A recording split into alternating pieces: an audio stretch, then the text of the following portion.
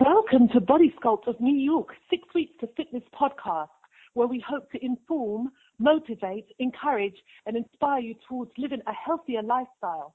And now, here's your host, the president of Body Sculpt of New York, Vince Ferguson.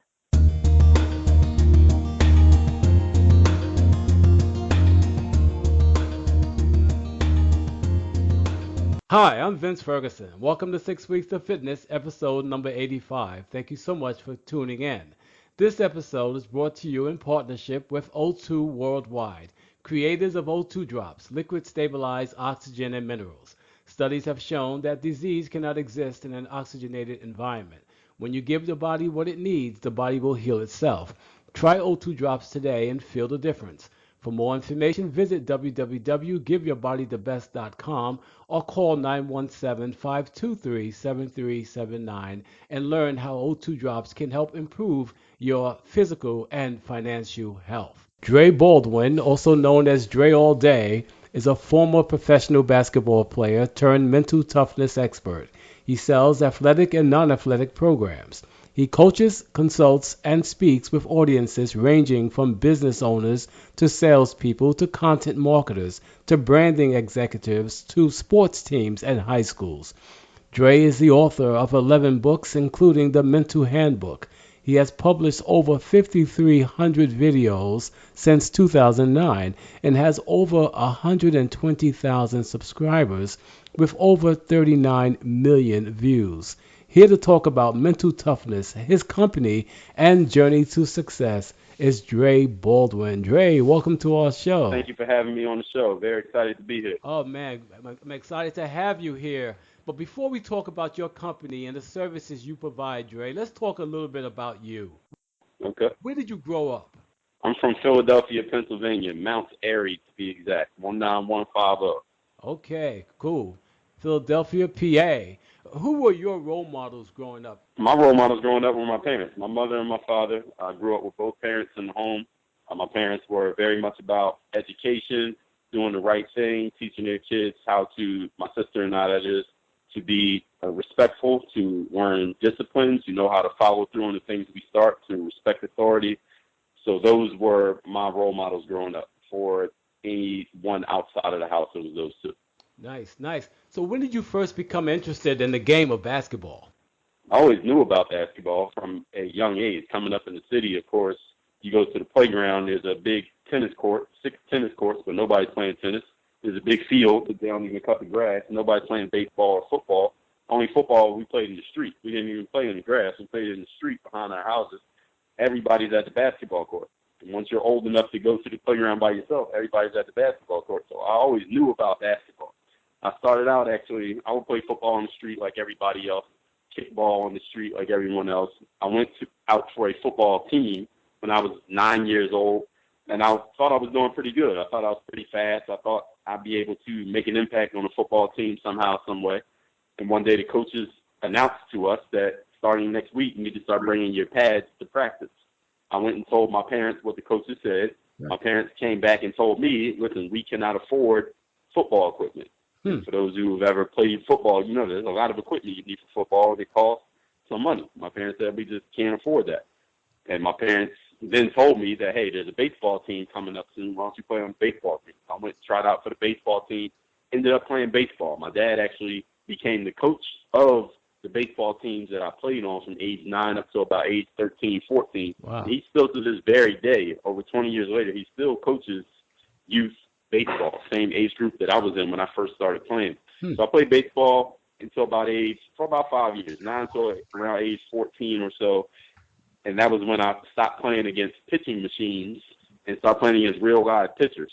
And during that first year, Vince, I learned very quickly that I had no talent for baseball. As much as I thought that I did, I had no talent because I could not hit live pitching to save my life. So after that, one day after another game where I struck out looking 3 times, that means you strike out without swinging, I walked over to the basketball court, 50 feet away, and I haven't left the basketball court ever since. Wow. So that's how I got my start in basketball. Around age 14, just started playing. Nice. Did you see basketball as your ticket out of the neighborhood or your environment like so many other kids? Not necessarily. I mean, I'm from, neighborhood that I'm from, I would say is lower middle class. It wasn't the best neighborhood, definitely, but it wasn't one of those, as we used to call it growing up, one of the rich houses, quote unquote, with the lawns in front and rabbits running out from under the trees. It wasn't like that, Right. but it also wasn't the worst neighborhood. It definitely wasn't the worst. You know, people had jobs. Usually you saw parents, you saw cars, Yes. maybe sometimes two cars. You saw garages. People were in houses. It wasn't the worst neighborhood. It wasn't the best neighborhood. So it wasn't like you were there like, man, I got to get out of this neighborhood. It's terrible. There are people from my neighborhood who grew up, had kids, started a family, and now they live 3 blocks away from where they grew up, living in that neighborhood, and they're fine. They're content. It's not terrible. So I didn't look at it that way, but I always had a vision in my own mind before I even knew that I was visualizing that I was going to go somewhere other than where I came up. I knew I was going to get my name known.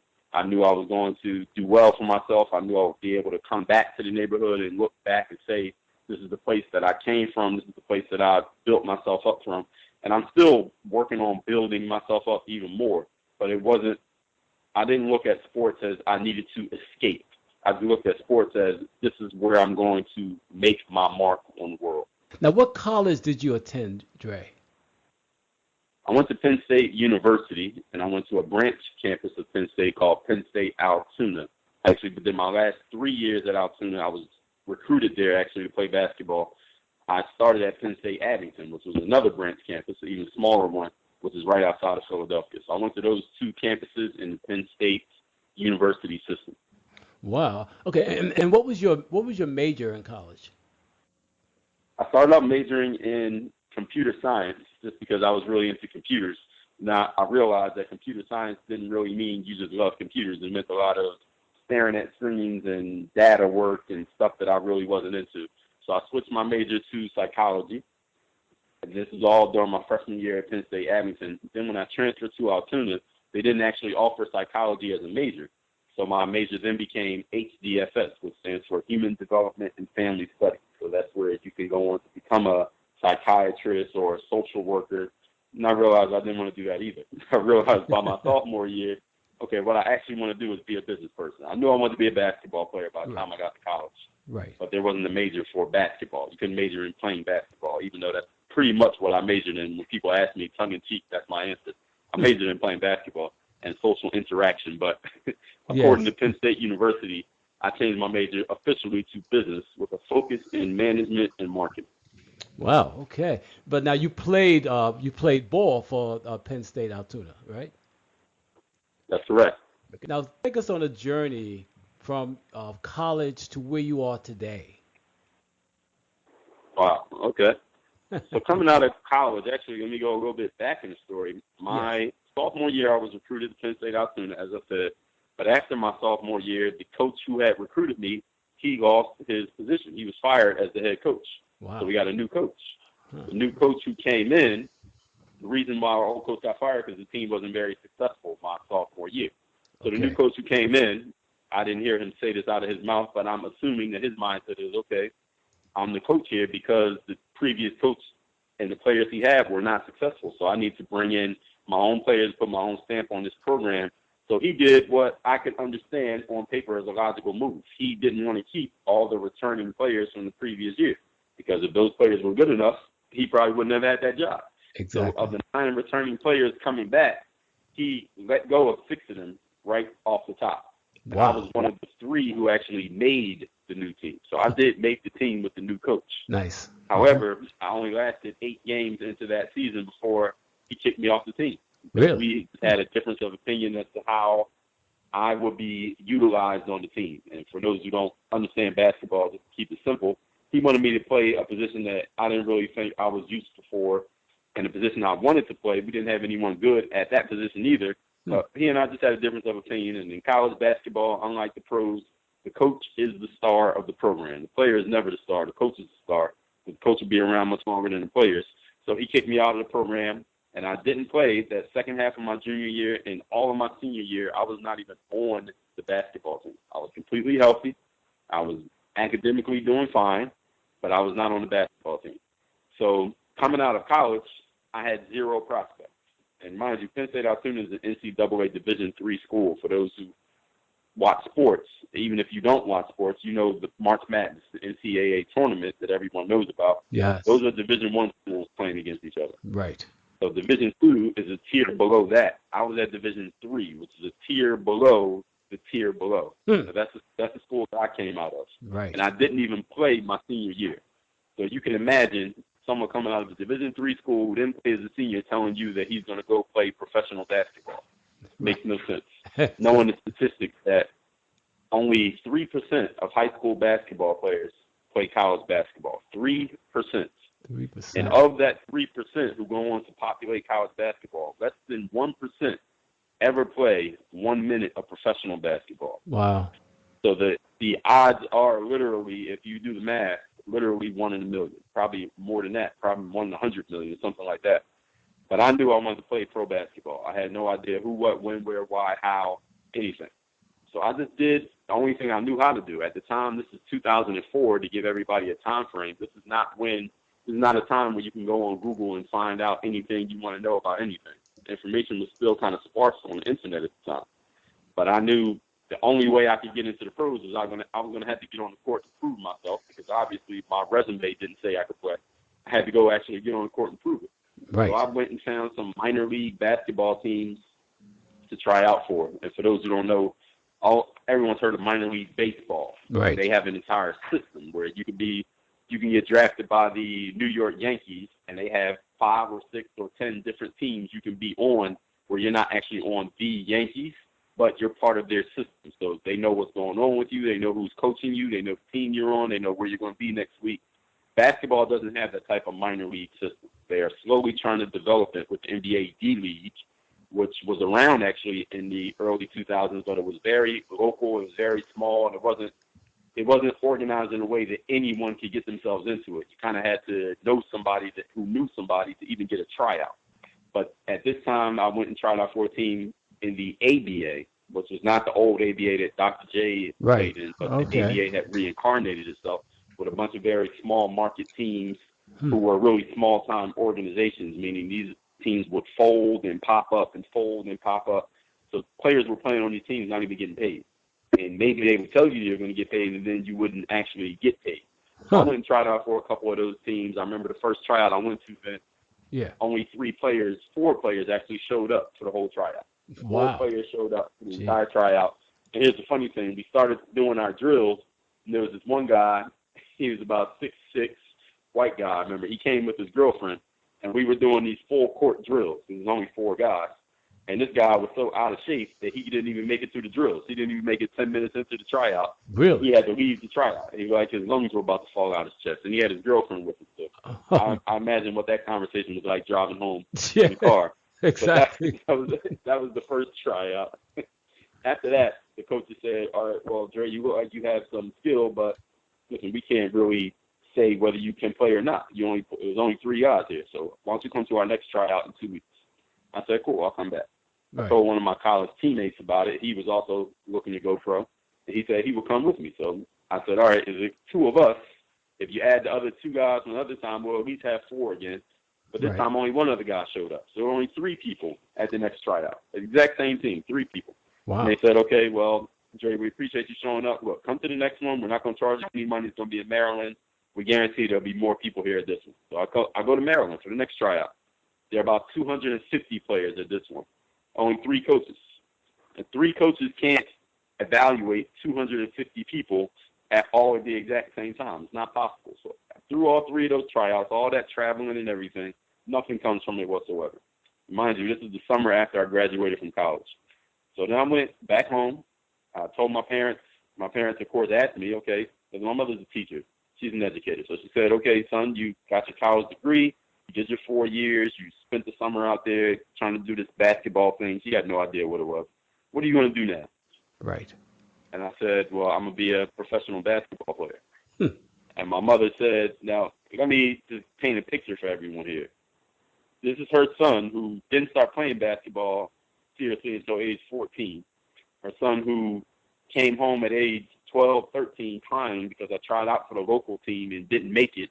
And she was up there arguing with the coach, wondering why her son didn't make it while all the other mothers who she knew, their sons did make it. Wow. Her son who only played 1 year of high school basketball and didn't even play. The year I was on the team, I didn't even get in the game barely. Her son, who went to college for 4 years, his last year and a half didn't even play on the basketball team. Now he comes home from college with a 4-year degree from Penn State University and says he's going to be a professional basketball player. So this just didn't add up. Right. To a logical, reasonable person, this just doesn't add up. And that's pretty much she didn't say that exactly. She said some other things. Yes. But she said it didn't add up. Yes. It didn't add up to going to be a basketball player. She said, listen, I was living at home. I was back home with my parents after 4 years of being away at school. And I don't have children, but I can assume how it would feel as a parent. You get your youngest child out of the house for 4 years. They're gone. And now after 4 years, they come back.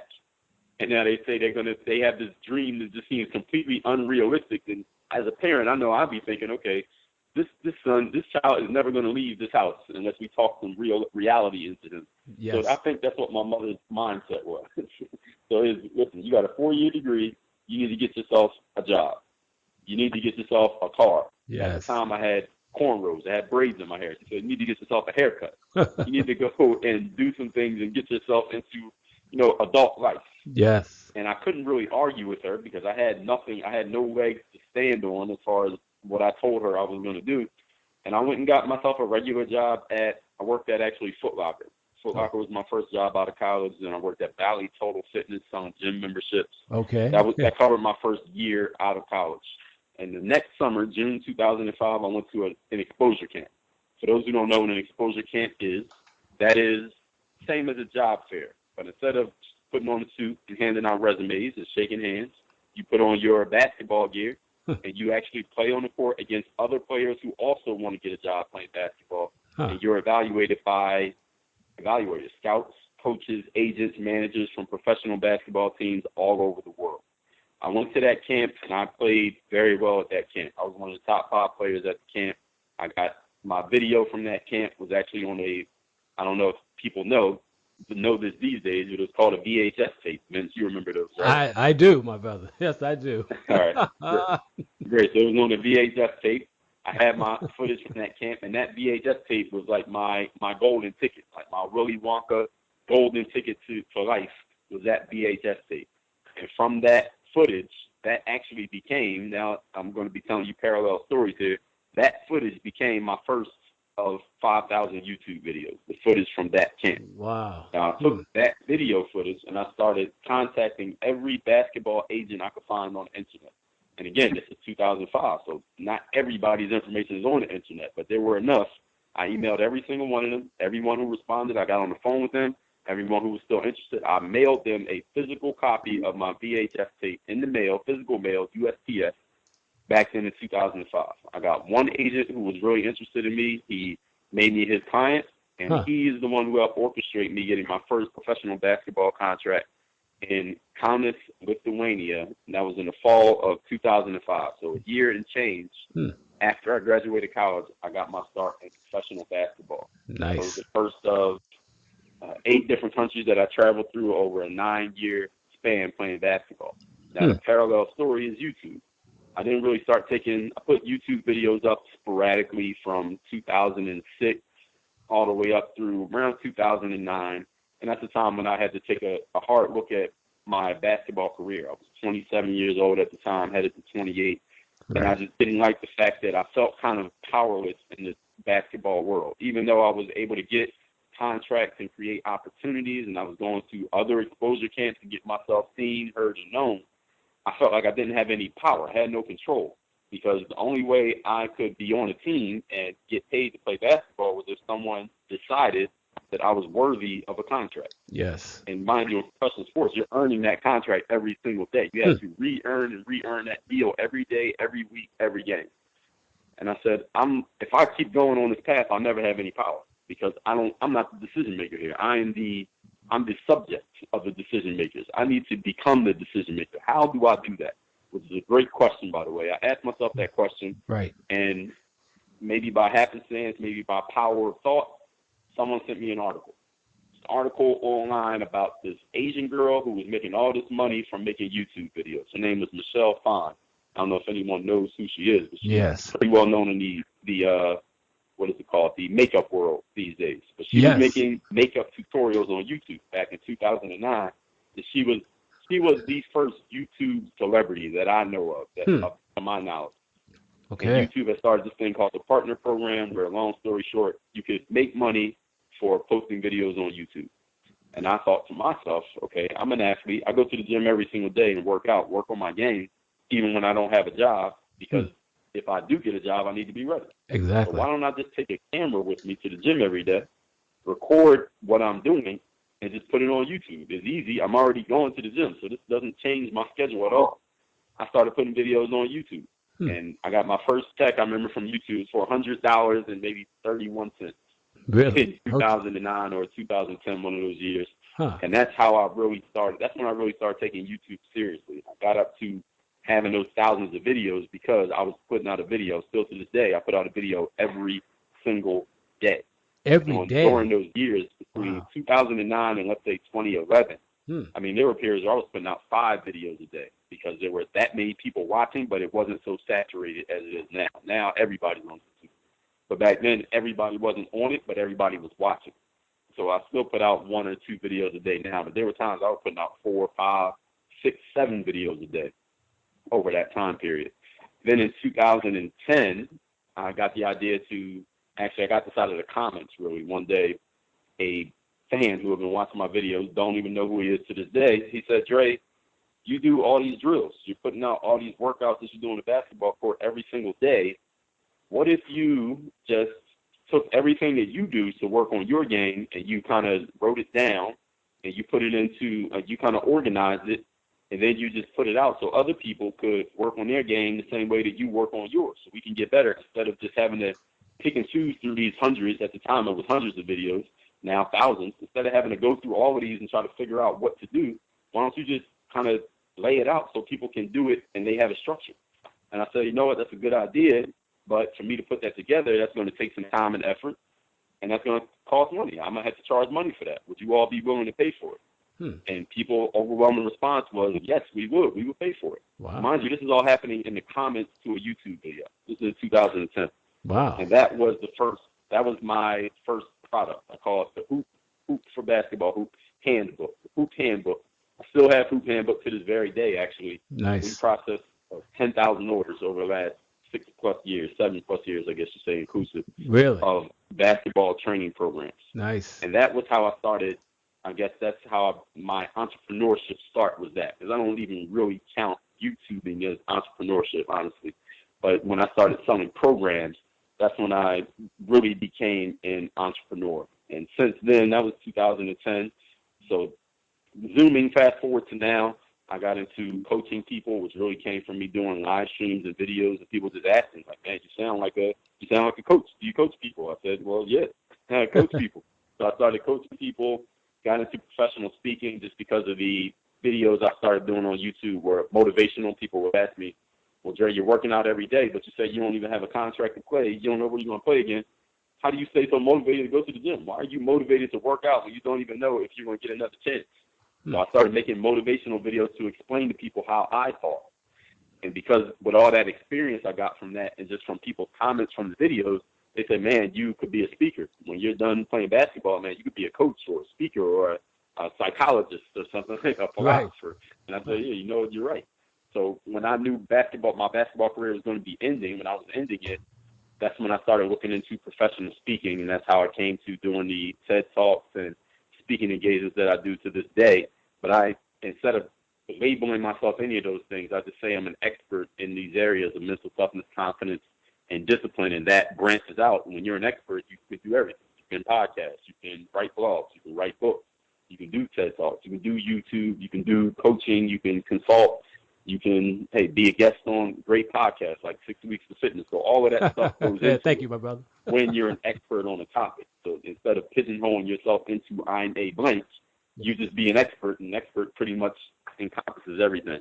So that is the medium-sized story of how I got from where I started playing basketball to today. Well, that's an amazing story, Dre. Really amazing, man, and very inspirational and motivational. Now, you basically created a brand, correct? Now, and that's amazing. Now, what does it take to stand out from the crowd? Because of, again, you've made yourself into a brand. What did it take to do that? I mean, this is amazing. Well, that's a great question. The number one thing you need to stand out from the crowd is that you must do something at an outstanding level. Because standing out means you're outstanding. And being outstanding means you stand out. There has to be something that a person is doing at an outstanding level, meaning whatever ability it is you're bringing to the table, whether that's, let's say you're a basketball player, you need to be outstanding at basketball if you're going to make yourself a brand in it. But if you look at someone like myself, let's take someone who's a big basketball fan. They may be listening to this like Dre Baldwin. I've never even heard of you. So, okay, how outstanding could you possibly be at basketball? Listen, Michael Jordan, Steph Curry, LeBron James, they're outstanding at basketball, and they're at a certain level. I never saw you playing against these guys. How could you possibly be outstanding? Well, they would actually technically be right, because this is the other thing you can do. If you're not superb at just this one thing, like playing basketball or, I don't know, internet skills, you can combine the two. You can create the intersection of the two. Now, I can't say that my basketball resume makes me the greatest basketball player of all time. And I cannot say that what I've done online or on video makes me the best video maker of all time. But I can say that when it comes to the combination of putting basketball, video, and content on the internet, not only am I the best to ever do it, I've done it more than anyone who's ever done it, and I actually created the platform. So when you see someone who has put athletic training, any sport, male or female, on the internet for free, I created that platform. So that's what allowed me. That was the foundation of my brand, is that I was the first one to market.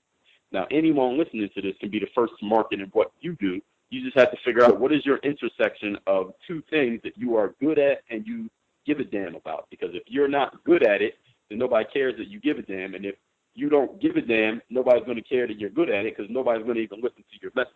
So what is the intersection for anyone? And the intersection could be maybe three things, maybe four things. But what is that intersection that you can own? You may not be able to own, I don't know, house building or architecture or writing books, but you can own an intersection intersected with something else that you care about, that you're good at. The next thing you would need to do, besides being good at it and owning the space, is you have to be consistent, especially now. We're in 2017, so everybody's on the internet. Okay? Everybody is a broadcaster. Everybody has a platform. Anyone can blog, podcast, live stream, post a video from the device that we all have in our pockets all day. So just putting out a piece of content is not going to create a brand or a name or anything for you, even an audience. Because even if you do get an audience, let's say you write a blog post and it just goes viral, your first ever post goes viral. Listen, 2 days later, everybody's going to forget about that post, because 10,000 other people have written the post on the exact same topic. Maybe somebody wrote a rebuttal to what you wrote, and that one went viral. People forget about you that fast. So you had to be consistently putting out content so that you stay top of mind to people, you stay in people's faces, so that every time they look for a certain topic, whatever your area is, they keep seeing your name. And that's one thing that I got from, I would get messages from parents often, and they would say, this is around, let's say, 2011, 2012-ish, they would say, man, Dre, I've been looking for videos and drills to help my son, my daughter, to get better at basketball, and everything I looked up, I kept seeing your name. So I just had to email you and let you know. Like, I like the fact that you put out so much stuff, and that gave me the idea, so you just had to be out there so much. And that goes right back to my first point, is that the thing that you're going to be, and people may be wondering, because I spoke at a conference maybe 6 months ago, and I said, listen, you got to put out your best stuff. The best stuff that you know on your topic, you got to put it out there, and put it out there for free. Put it out there freely so that people can see that you're great at it. Because if you put out low quality stuff, because you're like, I'm going to hold back my best stuff for when people pay me, listen, somebody's going to put out your best stuff that they know the same thing. They're going to put it out for free, and they're going to undercut you and take your whole audience. So you can't hold back stuff and say, you got to pay to get the good stuff. Listen, somebody's already putting your quote unquote good stuff. They're putting it out for free already. So you can't hold back on the audience like that. People have to understand, this goes into another topic. I'm going to answer the rest of their questions then. Yeah. But people don't understand that consumers do not pay for information in 2017. Information is free. The world is flat. Information is free. People pay for how to. People pay to know how to apply the information. Information itself is not what people need. They need to know how to apply it. Because anyone who's willing to look long enough or hire a virtual assistant for $2 an hour from the Philippines can get information. As much information, more information than they can even consume. Wow. It's how to apply it personally to their situation. This is what people actually are paying for. Now, to go back to answering your question, is that you have to put out enough content that you can stay top of mind. How you do that is that you have to be an expert in your area. Because someone asked me when I said this at an event I was speaking at, they said, well, there's a limit to putting how much best stuff I actually have. I said, put out your best stuff, put out for free. They said, well, how can I put out my best stuff for free so often? I'm going to run out. I said, well, then you're not an expert. Really? You run out of your best stuff. If it's your expert topic, you Right. can't run out of material. Huh. If you run out of material, you're not an expert. I could sit here and talk to you about mental toughness and confidence and discipline, how to apply to basketball all day until my tongue sticks to the roof of my mouth because I haven't drank any water, because I'm an expert. I know the topic, every angle of that topic, any question you could possibly ask me, I know I have an answer.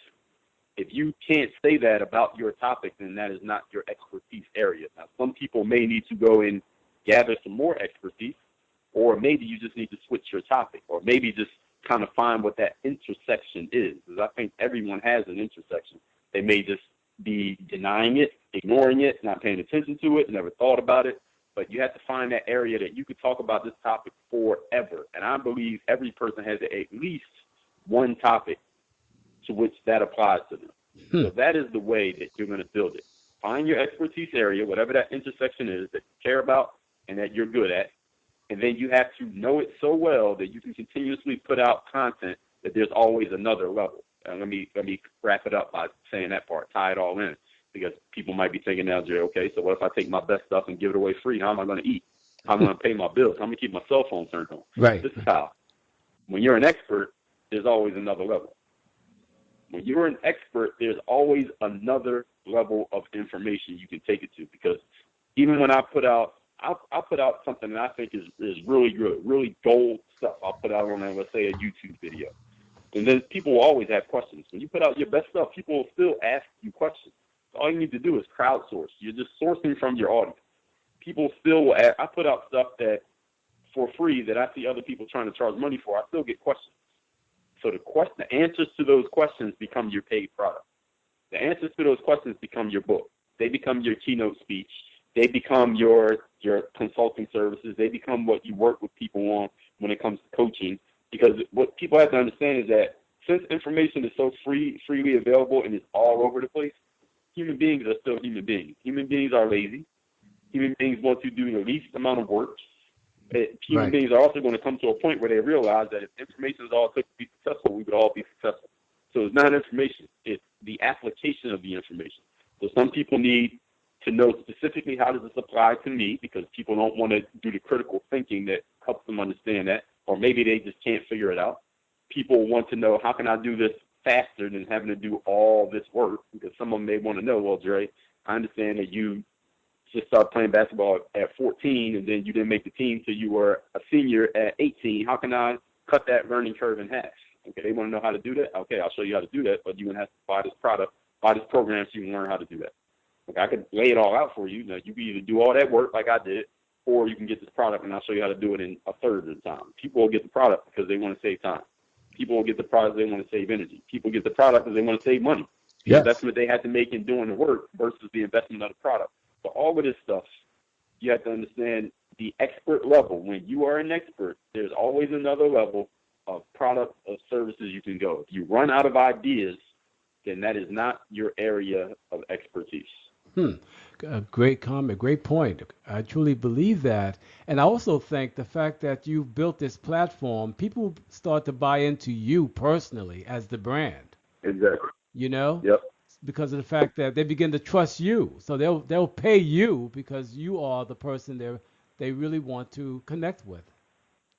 Absolutely. Agreed. Now, you also mentioned mental toughness. That's a big part of your platform. What is that Yep. for my listeners, and why is that so important? Mental toughness is the mindset that allows you to be consistently persistent, even if and when the success has not come yet.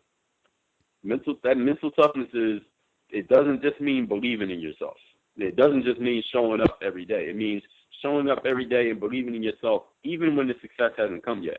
Even when you have, let's just take an example from myself. When I was 14, 15, 16, 17 years old, I had peers who were the same age as me, maybe younger than me, also playing basketball. They were making their high school basketball teams as sophomores, as juniors. I wasn't on my team. Some of them were on their teams as sophomores while I'm a junior, not on my team. And I couldn't say anything back to them when they would tease me or talk trash to me, because everything they were saying was factual. Like, man, you're older than me, you're taller than me, you be at the park every day working out just like me, but I'm on the team and you're not on the team. There's nothing I could say. That was an absolute fact. So it was the mental toughness that I had to develop, even though I didn't know I was developing it then. Right. I didn't have anyone mentoring me, even virtually, let alone physically. Huh. I had to develop the mental toughness to keep showing up, keep putting in the work, because I just had this faint idea from when I first started playing at 14 that I noticed that everyone came to the park around 5, 6 o'clock every day in the summertime in Philadelphia when the sun started to go down to play basketball. Everyone would be out there playing. But during the day, I remember riding by there in my dad's car sometimes during the day, maybe 12 in the afternoon. The sun is out, it's 95 degrees, it's hot. Nobody's out there. The court's completely empty. Nobody's at the playground at all. It's too hot, quote unquote, too hot. Right. I said, okay, what if I go out there not only at night when everyone's out there, but I also go out there in the afternoon when no one's out there? If I could do that every single day, and this was kind of an unconscious thought, I couldn't have put this into words back then, but if I go out there every single day, that means every day I'm getting an extra 2-3 hours of practice in that no one else is doing. Now, if I do that every day for a year, that's, let's say, 300 to 500 to 900 hours of practice. And then if I put that together year after year after year, I think I can I think I'll catch up to them if I do that. I had no proof. Right. There was no one I could look at and say, okay, well, he did it. He put a YouTube video out. Mind you, we're talking 1996. So there's no one I can go look up and say, okay, well, this guy did it, so now I know it'll work. No, this was just an idea that I had that maybe this will work. I had no idea. But I just started doing it, and that's how I started kind of catching up. I didn't surpass them. I caught up to them. It wasn't until maybe around age 18, 19 that I started really surpassing people. And that was the mental toughness. The mental toughness is figuring out another way to make it work, even when the way you thought would work didn't work. And even though that sounds very trite and cliche and basic, if you think about it, and I heard Napoleon Hill say this in one of his lectures, how many times does the average person try something before they give up? And the answer is not even one. The answer is somewhere between 0 and 1. Because most people is 0, and then a few people is 1. So they bring the number up to a little bit over 0. But most people is no more than 1. They'll try something once, they fail, and they don't want to do it again. They're embarrassed. They think other people are going to talk about them. They feel ashamed of themselves. I never had that problem. So that's what mental toughness is, and that's why I teach it to this very day. Oh, well said. Well said. Now, most of your audience, do you speak in front of adults or children or both? Oh, both. Both. Okay, so when you speak Yes. to the kids, are it primarily student athletes? It would be student athletes. Most of the time, the student athletes are who are gravitated towards me because, the first thing people say that grabs people's attention about me is this guy played professional sports.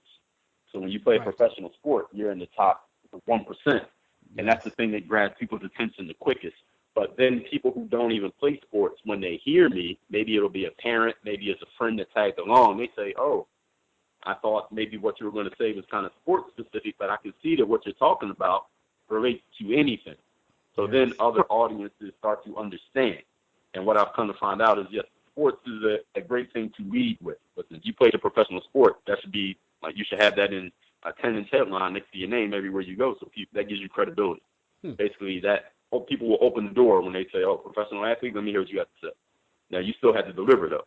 And that's when I get to talk to other audiences of business owners, entrepreneurs, professionals, parents, people who don't play sports. Most definitely. How important would you say, Dre, how important is a positive mental attitude? Positive mental attitude is everything. It's everything. It's the only thing. I mean, the positive mental attitude is one of Napoleon Hill's 17 principles of success. and Yes. you Yes. violate any principle of success, then you're not going to be a successful person. Positive mental attitude is not just about working hard when the day after you fail. It's not just about thinking positive things about yourself or writing your goals down, but it also affects how you deal with other people. Because someone who just has a negative frame of mind, you can feel their negativity even before they say a word. You can feel somebody's negativity even if you can't see them. You can talk to somebody on the phone and feel their negativity without even seeing their face. They don't even have to be talking. You can feel negativity in a room. If you just walk in a room and it's negative, as soon as you walk in, you can feel it. You can feel that negativity. Human beings are actually electrical. There's an electrical impulse coming out of every human being on this planet. That's how, if anyone ever says the phrase, you can cut the tension with a knife. Yes. People can actually, there's an actual physical feeling. And you can physically feel happiness. You can physically feel anger. You can physically feel those emotions. So sometimes people say it and it sounds all woo-woo, but it is actually true. It is an electrical charge coming out of every human being. So a positive mental attitude will create opportunities for a person. Even when looking at their physical representation, you say there's no way. There's nothing can happen. There's no way anything's gonna come out of this. A positive mental attitude can create opportunities that otherwise would not present themselves. Huh. Amazing. Exactly. I hear you. Listen, you are the author of 11 books, Dre, and the latest book is The Mental Handbook. What is that about? The Mental Handbook is the guidebook to approaching sports and life with a bulletproof mindset.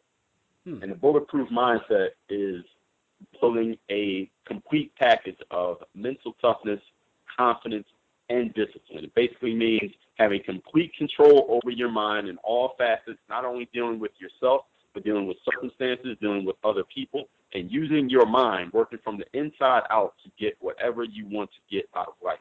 So the Mental Handbook is the first step there. It's kind of like getting on first base to building that bulletproof mindset. That's what that book is about. It's amazing. So I know you're very big on personal development, Dre. I can hear that. You Yes. know what I mean?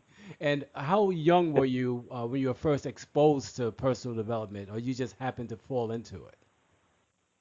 That's a great question. I did happen to fall into it. It was around, well, just to give you some background as to how it happened, is that my mother, as I told you, is an educator.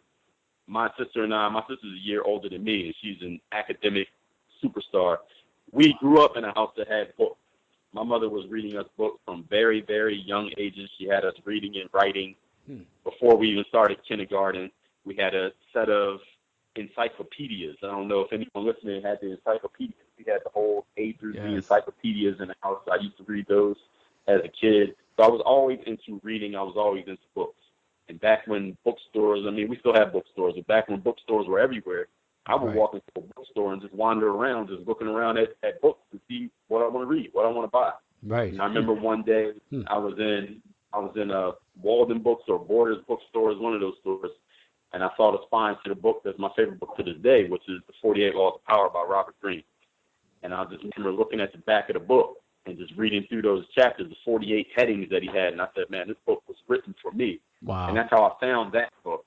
But how I got into, and I wouldn't call that personal development, but in a more traditional sense, back when everything is being sold on eBay. This is before Amazon I didn't even knew Amazon existed. It was in the early 2000s. Maybe I was around age maybe 19 or 20. Okay. I'm on eBay in the summertime from college, and I saw that there were books on there. And I said, okay, well, if I can get a book on eBay for 99 cents, then that'd be a better investment than if I had to drop to the mall and buy the physical book for $15. Mind you, I'm a broke college student, so I had to. Right. I was looking for a way to save some money. Right. So, and mind you, this is on eBay. I go on eBay and I just looked up a couple books that I had heard people talking about. I didn't know anything about them. Nobody had really sold me on the idea that there was a book. It was two books specifically. One of them was How to Win Friends and Influence People by Dale Carnegie. And I looked that book up. It was a Word document for 99 cents. You bought it, and someone would actually email you a Word document. That's how it was in 2002 on eBay. So I bought that book, and I read that, and then there was another book that really changed my entire mindset when it came to working, when it came to money, when it came to business. And that was Robert Kiyosaki's Rich Dad, Poor Dad. Yes. So I read that book. Yeah, I read that book in 2002, and that really changed my whole mind frame when it came to work, money, business, time, everything. So that's really where I got my start in personal development. Those books made so much sense. It was like I had a spark in me to get that message out to other people, because I knew other people didn't really understand this stuff. And Yes. I also knew that me having the background that I had, coming from where I come from, me looking how I look, me playing the sports that I play, I could talk to there's a certain audience of people who will listen to me but wouldn't listen to if Robert Kiyosaki walked into the room. They might not really listen because they're looking at him like, this guy doesn't know anything about where I'm from. He doesn't know, he doesn't think how I think.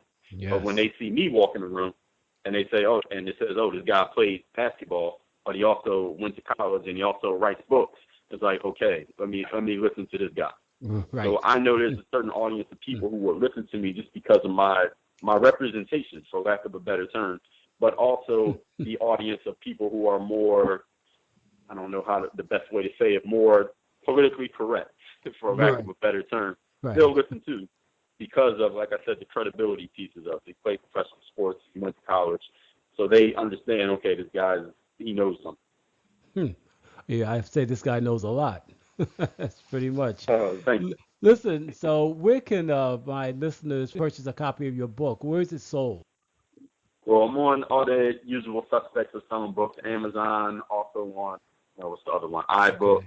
And you can also get it straight from us at Work On Your Game U for university, workonyourgameu.com. You get the best price there. We also offer bundles so you can get multiple books all packaged together, shipped directly to your doorstep. We're Audible too. Everything's in audio, digital, and physical. Okay, great. Now, what's next on Dre Baldwin's bucket list? You're doing so much. What's next on your list? Next for me is I'm going to make a lot more products coming in 2017, whether those be physical books I'm going to be writing. I got more books I'm going to write, programs I'm going to be making, online programs, and also take-home courses. I'm going to be doing a lot of speaking in 2017, live event speaking. We're going to be doing some of my own live events, at least locally down here in South Florida. I will be probably picking up some new coaching and consulting clients. Those people more often come to me than me going to them.